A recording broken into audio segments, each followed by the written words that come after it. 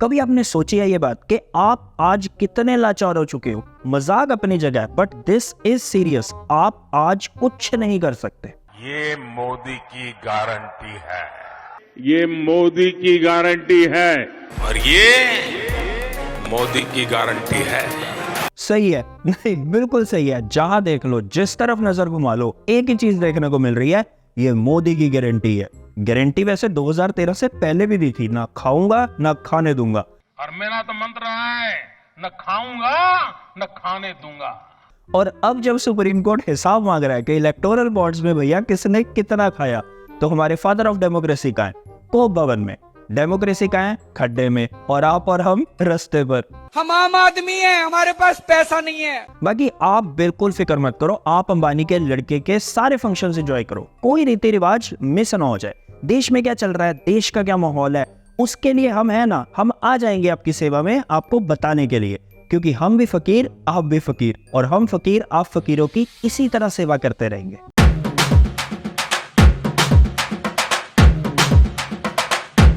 हम्बा हम्बा रंबा रंबा कंबा कंबा।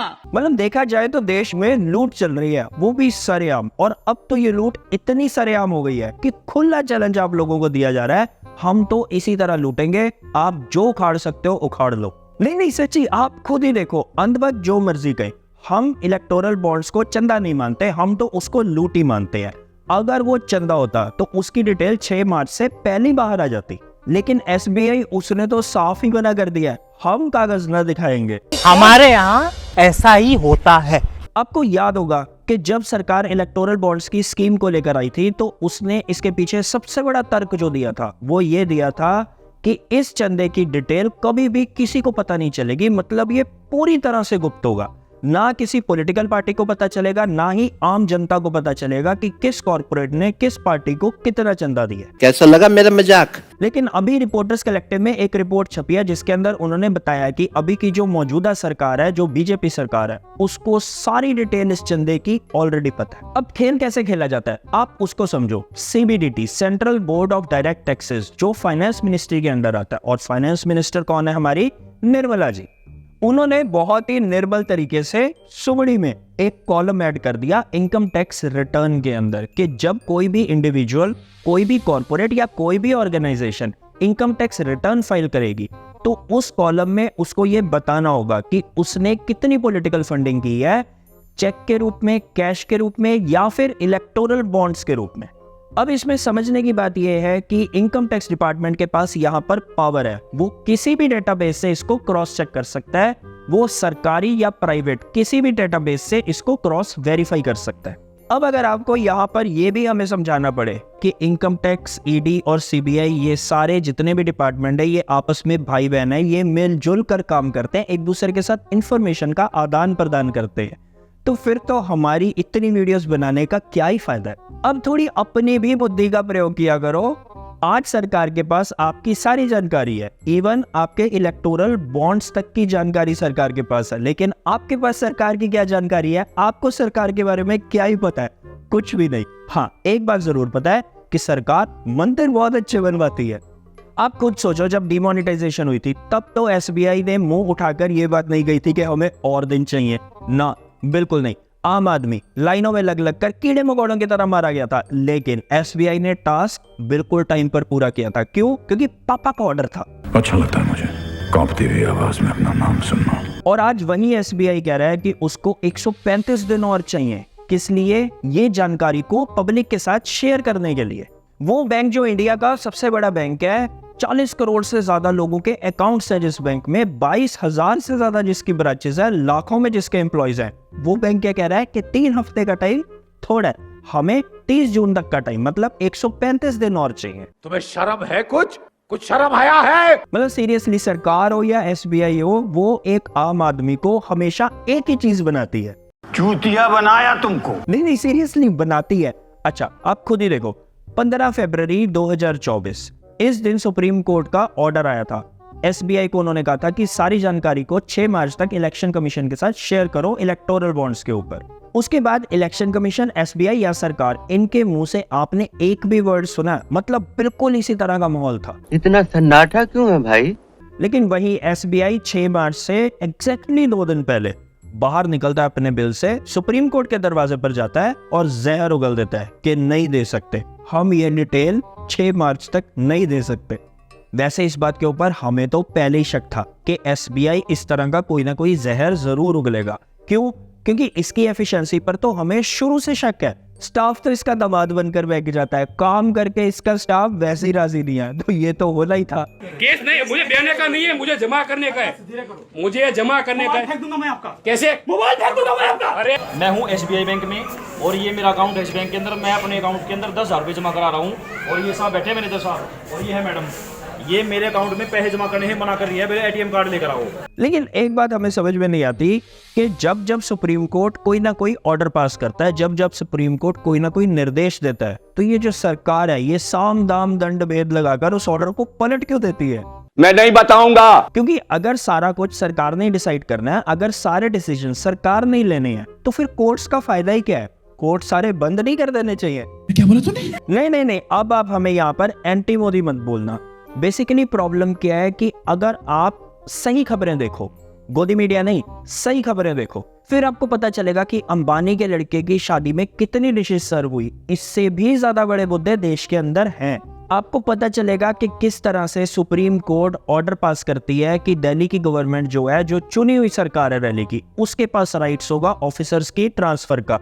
लेकिन 8 या 9 दिन के अंदर अंदर सरकार बिल ले आती है पार्लियामेंट के अंदर और सारी की सारी पावर ट्रांसफर हो जाती है LG के पास। उसी तरह चंडीगढ़ के मेयर इलेक्शंस होते हैं, सरेआम वोटों की चोरी की जाती है, सुप्रीम कोर्ट को बीच में आना पड़ता है। अब कोई भरोसा नहीं है कि कल को बीजेपी उठकर एक नया बिल पेश कर दे, एक नया शगुफा छोड़ दे पार्लियामेंट के अंदर, जिसके चलते जो मेयर है चंडीगढ़ का, उसके पास क्लर्क जितनी पावर्स रह जाए।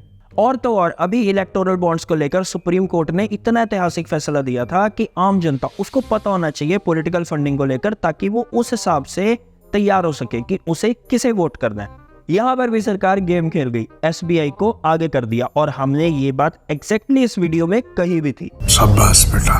क्योंकि हम जो है ना, हम गोदी मीडिया नहीं देखते, इसीलिए हमें ये चीज भी पता है कि ये सब जो चल रहा है ना, ये बहुत खतरनाक है, ये बिल्कुल सही नहीं है। हमें पता है, आप नहीं मानोगे, जब तक देश का बेड़ा गर्क नहीं हो जाएगा आप लोग नहीं मानने वाले हो। देश संकट में है, फिर भी हम ट्राई करते हैं आपको समझाने की। आज आप किसानों का हाल देख लो, क्या हाल है उनका। MSP को लेकर दूसरी बार वो सड़कों पर प्रोटेस्ट करने के लिए बैठे हुए हैं, कौन सुन रहा है उनकी। अब ये सरकार जितनी मेहरबानी अंबानी के ऊपर दिखाती है ना, अगर उसका 10% भी किसानों पर दिखा दिया होता तो आज किसान को जरूरत ही नहीं थी कि सड़क के ऊपर बैठकर प्रोटेस्ट करें। नहीं, हम मजाक नहीं कर रहे हैं, सही बोल रहे हैं। आप खुद ही देख लो ना, कॉर्पोरेट्स के लिए टैक्स माफ हो जाते हैं, कॉर्पोरेट्स के लिए सब्सिडीज भी दी जाती हैं, कॉर्पोरेट्स के लिए अगर उन्होंने लोन में डिफॉल्ट भी किया हो तब भी उनको हजारों करोड़ के लोन बड़े इजीली मिल जाते हैं। और तो और एक आम आदमी के घर में शादी होती है तो वो बहुत देख देख कर खर्चा करता है, सोच समझ कर खर्चा करता है कि कहीं मैं सरकार की नजरों में ना आ जाऊं। और दूसरी तरफ अंबानी के लड़के की शादी होती है तो ये सरकार जामनगर के डोमेस्टिक एयरपोर्ट को इंटरनेशनल एयरपोर्ट बना देती है 10 दिन के लिए, सिर्फ मोटा भाई को खुश करने की खातिर। नाइस। अब सच्ची बताना, आपको ऐसा नहीं लगता कि अनंत अंबानी अपनी शादी के लिए जितना खुश है, उससे ज्यादा तो सरकार उसकी शादी के लिए खुश है। अब अगर इतनी ही खुशी कॉर्पोरेट्स के लिए सरकार बार बार दिखाएगी तो उनको सड़कों पर उतरने की जरूरत ही क्या है अपनी मांगों को लेकर। बात तो सही है। एक्चुअल में प्रॉब्लम क्या है कि आप लोग हो गए हो गूंगे, आपने यहाँ बोलना बंद कर दिया और वहां पे सरकार ने आपके लिए सोचना बंद कर दिया। क्या? नहीं, ये नहीं हो सकता। क्योंकि सरकार आजकल सिर्फ एक ही चीज सोचती है, इलेक्शंस, उसी के लिए जीना, उसी के लिए मरना। बाय गॉड, इतना जबरदस्त प्रचार चल रहा है, जहां देखो वहां पर मोदी की गारंटी, मोदी की गारंटी। गारंटी पूरी की जाएगी या नहीं की जाएगी इस पर कोई बात नहीं है, लेकिन हाँ बस गारंटी दे दी जा रही है और ये मोदी की गारंटी है। वैसे ADR जो चुनावी चंदों पर नजर रखने का काम करती है, उसने सुप्रीम कोर्ट के अंदर एक याचिका दायर की है जिसमें उसने इसे कोर्ट की अवमानना बताया है। हम तो यहाँ सुप्रीम कोर्ट को एक छोटी सी सलाह देना चाहते हैं, आप एक काम करो, आप इलेक्शंस को ही होल्ड कर दो, जब तक ये जानकारी नहीं आती तब तक इलेक्शंस ही नहीं होंगे। ये बड़ी अच्छी बात कही आप। क्योंकि देखा जाए फायदा तो तभी है अगर इलेक्शन से पहले ये जानकारी बाहर आती है, अगर उसके बाद बाहर आती है फिर तो इस जानकारी का कोई भी फायदा नहीं है। तब तक तो हमारे विष्णु के अवतार फादर ऑफ डेमोक्रेसी बनकर दोबारा आ चुके होंगे। और ये कहीं ना कहीं सबको पता है कि सबसे ज्यादा इलेक्टोरल बॉन्ड्स के चलते जिस पार्टी को चंदा मिला है वो है बीजेपी पार्टी, मोर देन 50%। 2023 तक बीजेपी को 6,500 करोड़ का चंदा मिला है। लेकिन है तो चंदा ही ना, चोरी थोड़ी की है, तो हर्जी क्या है बताने में। और वैसे भी देखो, हमें पता है, ये बात अच्छे से पता है कि बीजेपी एक बहुत ही साफ पार्टी है, तभी तो उसके नेताओं के खिलाफ आज तक ईडी और सीबीआई की कोई रेड नहीं होती। इस सज्जन को क्या तकलीफ है भाई? तो मोदी जी आओ सबको दिखा देते हैं, सबका मुंह बंद कर देते हैं ये डिटेल देकर, हम आपके साथ हैं। चल झूठा। हम तो यहाँ पर ये भी कहते हैं कि अगर एसबीआई का स्टाफ इतना ही निकम्मा है, इतना ही इनएफिशिएंट है कि उससे डिटेल नहीं मैच हो पा रही है, फिर तो कार्रवाई एसबीआई के कर्मचारियों के खिलाफ भी बनती है। हाँ, अगर नियत में ही खोटा है तो बात अलग है। काम का ना काज का, दुश्मन अनाज का। जोक सपाट, अगर आपको आज अंबानी के लड़के की शादी एंजॉय करने से जरा सी भी फुर्सत मिलती है ना, तो देश का एक्चुअल में क्या हाल है वो भी देख लेना। कहीं फार्मर का प्रोटेस्ट चल रहा है, कहीं स्टूडेंट्स का प्रोटेस्ट चल रहा है, नौकरियां खत्म हो गई हैं, सेविंग्स कम होती जा रही हैं, इन्फ्लेशन बढ़ती जा रही है, धर्म के नाम पर लोग बावले हो रखे हैं, बैंक सुप्रीम कोर्ट के ऑर्डर नहीं मान रहा। आम आदमी के सिर पर आज एक तलवार 24 घंटे लटकी रहती है कि कहीं गलती से उसके मुंह से कुछ ऐसा न निकल जाए कि पता लगा ईडी और सीबीआई उसके घर पर चाय पीने आ गई। तो साला ये दुख का खत्म नहीं होता बे।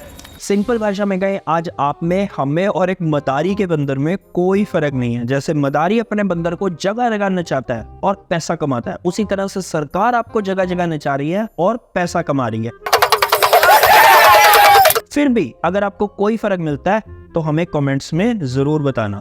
बाकी India is great, be healthy, be happy. बाकी तू बोल दे। घूमे गली गली वोट मांगे हाथ जोड़े, अपने फायदे के लिए बड़े बोल बोले, वोट के नाम पे बांटे तुम्हें जाम भी, चुनाव के बाद पीटे तुम्हारी ये